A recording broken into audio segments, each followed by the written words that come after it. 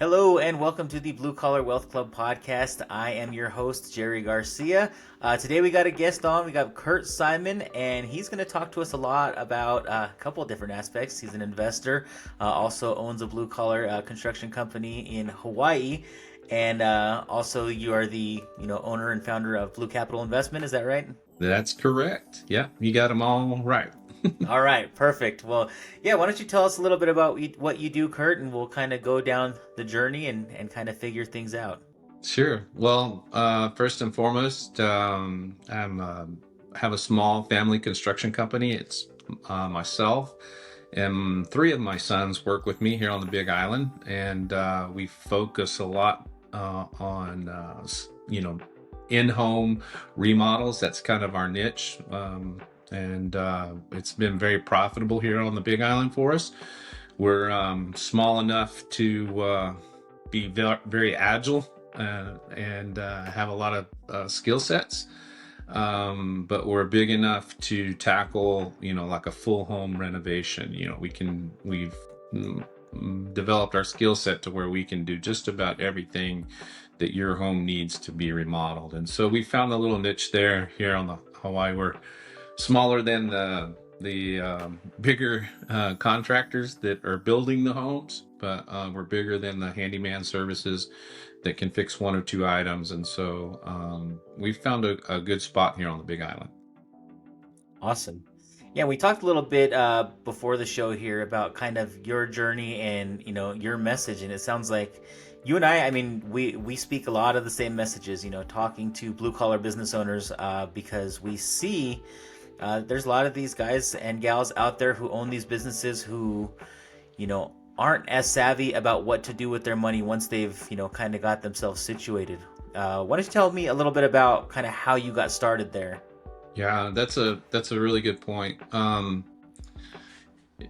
Was after reading Rich Dad Poor Dad, of course, that's kind of where everybody's thread begins. But I kind of realized that I needed to be doing more with my money than just letting it sit in the bank or investing it in the next piece of equipment, and really started taking a long hard look at, like, what is my retirement? How do I want to retire? What do I want to have available to me going forward? And just began that journey of, like, looking at, like, the Social Security is the reliance on the government. It may not even be there by the time I retire, which is not too long from now. But my 401k wasn't going to provide the kind of lifestyle that I was even currently living. We make good money in construction, and so as I looked at the numbers, it was like, man, I'm really going to have to do some things. And so what should I be doing with that? And so I began to look at, like, how do I invest in real estate to develop things like cash flow, equity in homes, a portfolio that would provide extra income, when I did retire, and that a way for my money to work as hard as I was working for the money. So I could get to a place where I could really achieve what a lot of the buzzword out there is financial freedom, but that's what I want. I want to be able to get up in the morning and make the choices I want to make and do the things I want to do, and have the income and the resources in order to live that kind of lifestyle.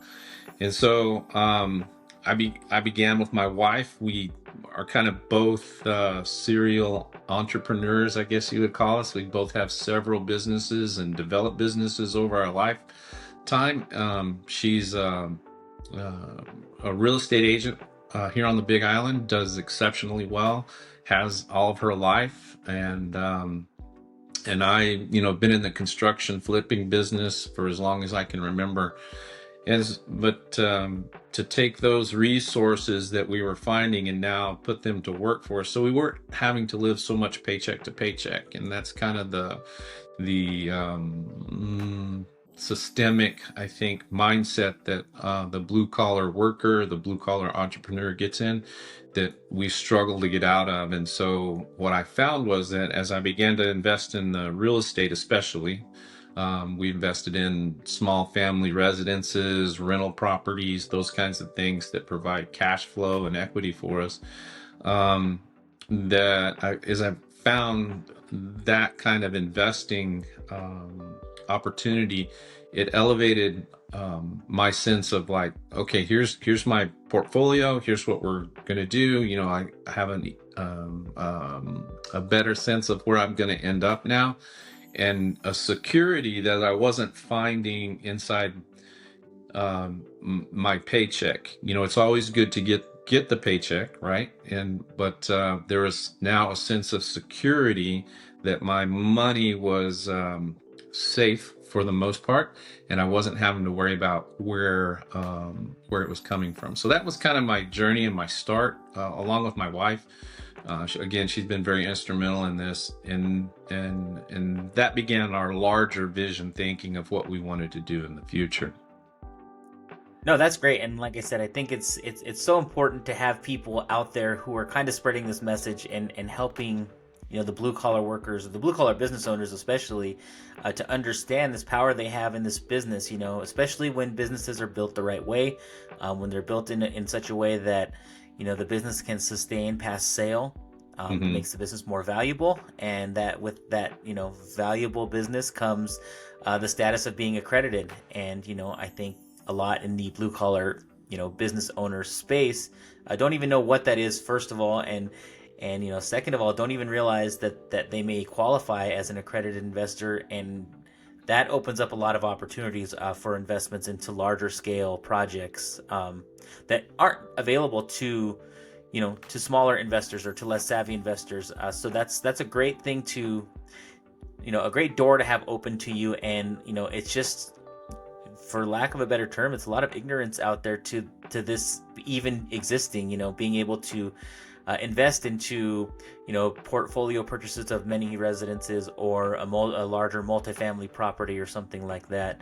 So love that you're out there kind of helping spread the message, and kind of glad that you are somebody who learned that as well, and you're out Right. there kind of helping get that message out there. I think there's not enough of us talking to those folks.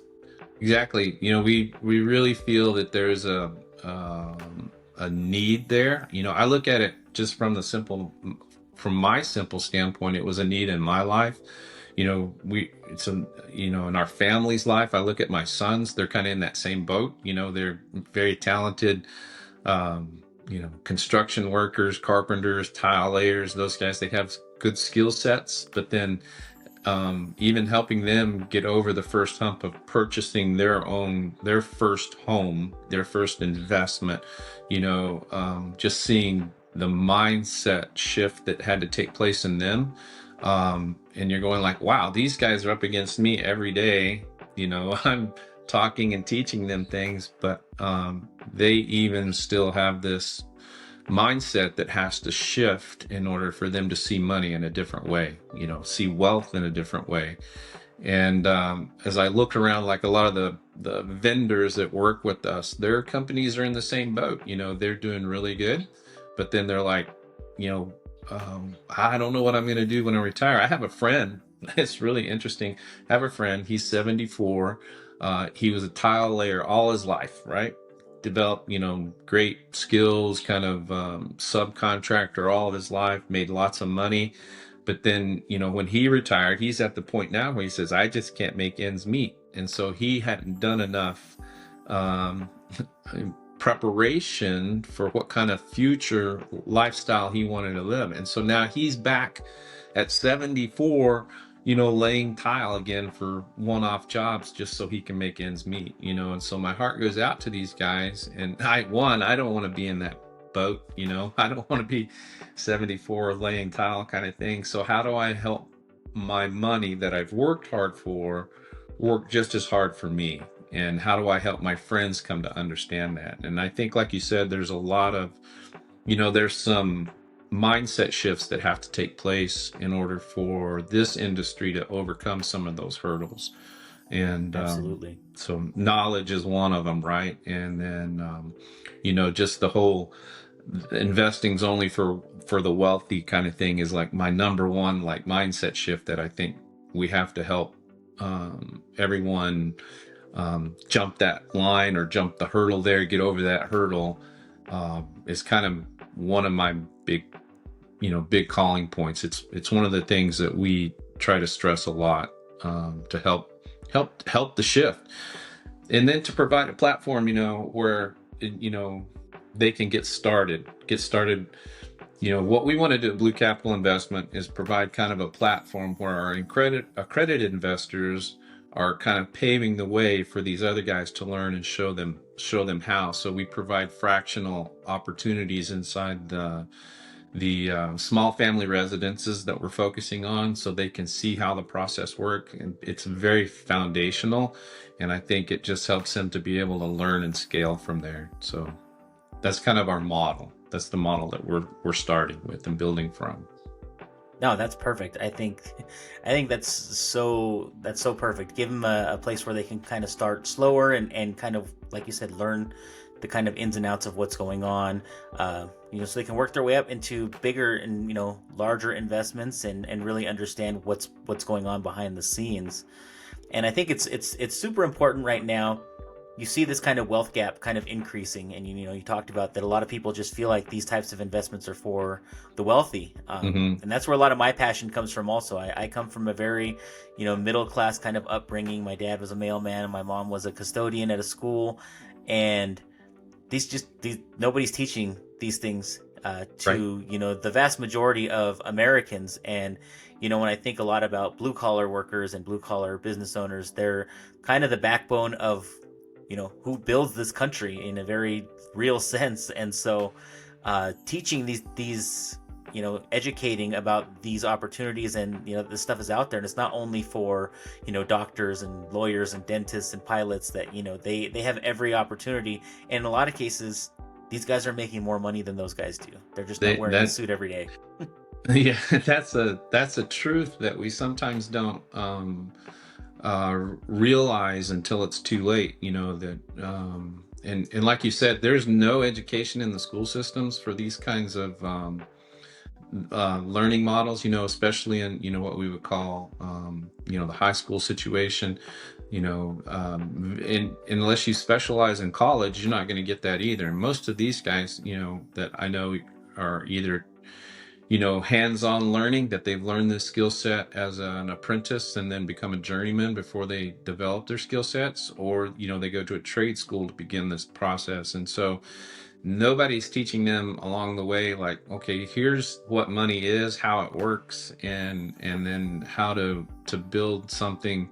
We go out and build these wonderful homes, or we renovate these great homes and turn them into these pieces of artwork, and very skilled hands-on stuff. But we don't really focus on building the financial fortresses that they need for their life. How money works is a huge learning curve for a lot of these guys. And we're not taught. And I don't think that necessarily the system that's in place in our country wants to teach them that.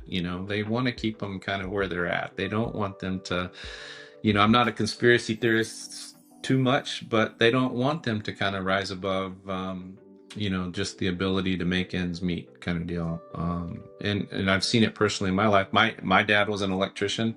My grandparents were farmer ranchers on both sides of my family. And so we come from this, very hard work mentality. But then in the end, they weren't taught those principles. And if we learned them, we learned them by the school of hard knocks. And so it's been a journey for me, even at this stage of my life, to learn some of the things that I'm learning. And I still don't know everything either. And so when you start, when you think about that process, so you start throwing terms around like IRR and ROI and NOI and then to people that don't, to even me, you don't understand those terms, and you're going like, what the heck are these people talking about? And you just give up on it and say, well, I'm not going to mess with that. I'll just, keep my money in the bank, and so until we can help educate, until we can help simplify and put in place like a blueprint that is foundational for these men and women to grasp a hold of, I think we're always going to struggle in that. What do I do? How do I find my financial freedom? Yeah, and I think you're spot on. As you know, you start getting into jargon, and anytime somebody starts speaking in jargon, you just people's eyes gloss over, and you lose them. Yeah. And not to say that what we've learned over the course of time can't be learned by anybody. It absolutely can, but the Hmm. fact is, it's like drinking from a fire hose most of the time, and Hmm. it's important, I think, to have these kind of liaisons of people who are learning as we go along. You and I are in very much the same boat, and as we're learning, we may be 6 months, 2 years, 5 years ahead of the person behind us that we're trying to educate. But because we don't have that huge separation of being born into this, or knowing it from an early age, I think it makes it easier to be able to connect and convey that message to an audience that is open to it. They just they have to be educated about it. Like, they don't know it exists right now. A lot of this stuff is so foreign to people who have been taught their whole lives one way of doing things, and that's why Rich Dad Poor Dad is such an important book, because it Yeah. it really highlights that mindset that so much of America still has, Hmm. in regards to how you go about earning your way through life and then retiring. And a lot of it Word. is relying on either a pension, which is rare these days, or a 401k that is beholden to the market that it's in. Yeah, exactly. Yeah, and it's like, as I was kind of thinking through your comments there, it's very, I mean, we have like one model in our thinking, right? It's like the American dream is we go to school, we work hard, we make the money, and then we buy the house, we retire at 65, and we're set for life. But the reality is that that model, it is, I don't want to say it's dead, but it's no longer that consistent. There's a lot more that goes into it that we're not prepared for. And I think if we can like do some things along the way to help people understand how to hedge against that, then I think, that's my goal. That's my personal goal. I want it for my life. And so as I look around to the people I work with, I want it for their lives as well. And like, I don't want to be 75, framing a house kind of deal, unless it's for Right. fun or for habitat, or I'm doing something for my Exactly. buddy kind of deal. I don't have to be paid for it kind of deal. Yeah, and one of the things that kind of impassioned me to all of this is my dad had his money in a 401k, and the way that it was scheduled to build, he was going to be able to retire with $1 million in the bank, and then the crash of '08 hits, and what happens? It wiped out so much of his retirement. Thankfully he worked for the postal service. He's got a pension, and he had some time to recover some of that. But at the time that happened, there was just no time for him to be able to recover all of that scheduled income that market was supposed Yep. to gain him. And it's exactly what you're talking about. All of this is about hedging. I've been reading a new book by Tony Robbins, and I believe it's called The Holy Grail of Investing. Dude, I just picked that book up and I just started it, and it's Yeah, amazing. I'm into and it's chapter great, and it's two. all about these Exactly. alternative investments that we Yep. talk about on a regular basis that most people Yep. are completely not savvy to.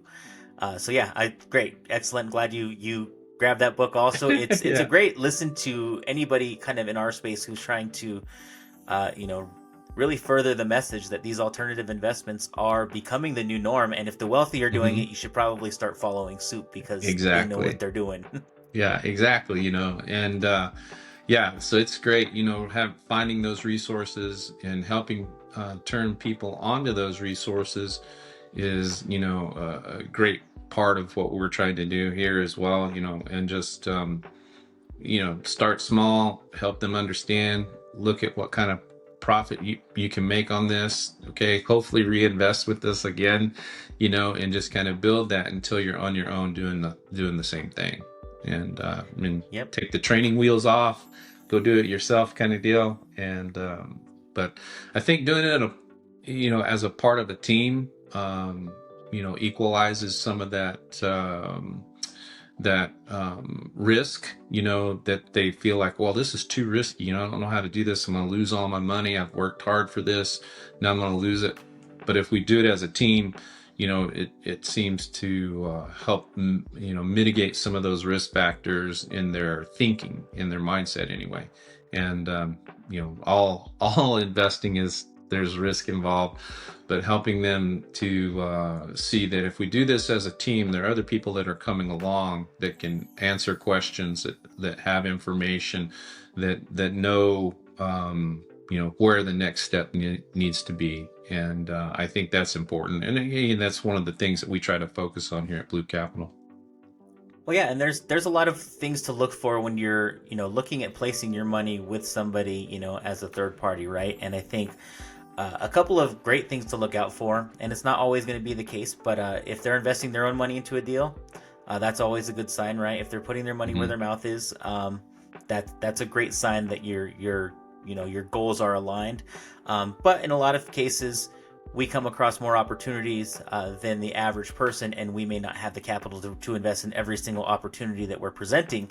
But the other way that you can really look is if the compensation for the manager of this project is more based on the performance of that project, right? Right. If the passive investors are going to get their cut before the manager of that project is going to get paid, it's a great way to stay aligned even if they don't have their own capital invested into it.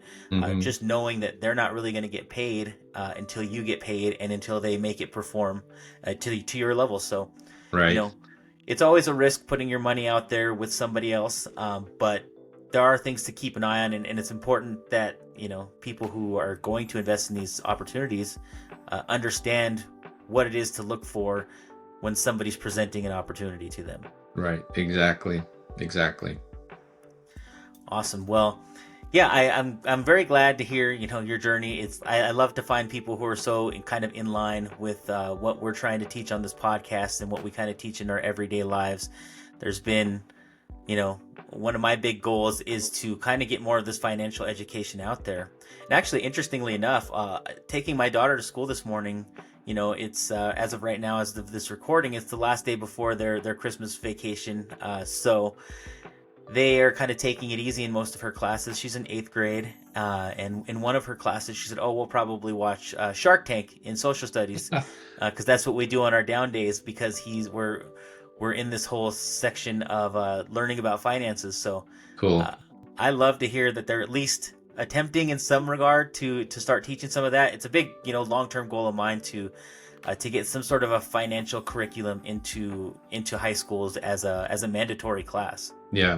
Yeah, mine too. I have a few friends here in the city that we live in. There's 2 private schools and then the public school, and our goal is to use some of the resources that we have around here locally and develop kind of a middle school mastermind on developing business principles, how to develop companies, what an entrepreneur is, what money is, just developing things along the way to help these kids find kind of like an after school program kind of deal, but to help them find a way to understand how business works, how money works.